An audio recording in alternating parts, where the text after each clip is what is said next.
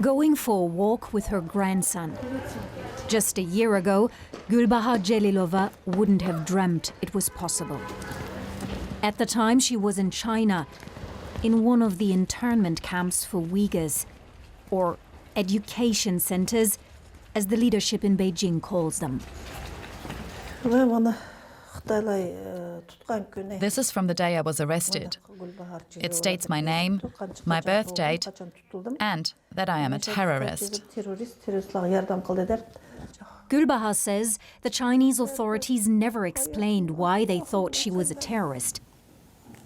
She tells us about the cruel conditions in the camps, about torture and humiliation. If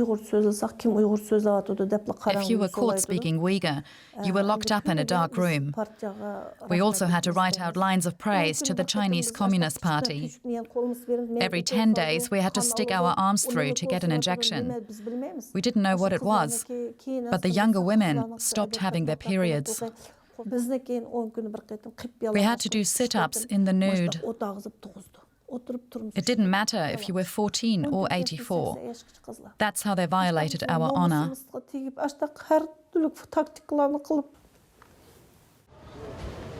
Istanbul is home to around 25,000 Uyghurs, for example, the Zeytinburnu district. Like Gulbaha, many have found refuge here. Some even say that the capital of the Uyghurs is no longer in Xinjiang, but in Turkey. In primary school, the children of those who fled China.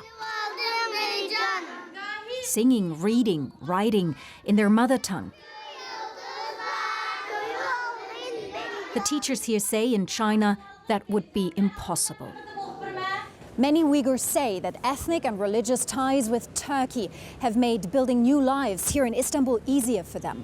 At first glance, this neighborhood appears lively, bustling. But the community has an open secret. Almost everybody here, they say, has a relative or friend who has disappeared into one of the camps in China. My brothers were imprisoned. My sister was sent to a camp. Did they get out? Are they dead or alive? I don't know. I haven't had any contact with my family in 5 or 6 years, not even a phone call. I'm 99% sure that they're in the camps or in prison. I haven't heard from my family in 5 years. Dozens of versions of the same story. For some, it's too painful to talk. China's ambassador to Turkey admits that some Uyghurs have trouble contacting their families. He says steps are being taken.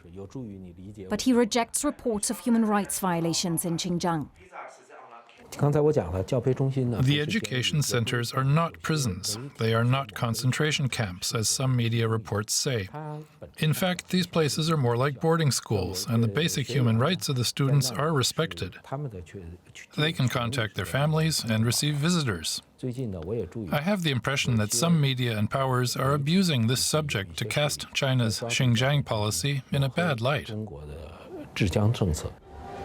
Gulbaha Celilova sees things very differently. She would like foreign countries to put more pressure on China. She says the horrors she experienced in the camps of Xinjiang have changed her. And she's speaking up in the hope that others are spared her fate.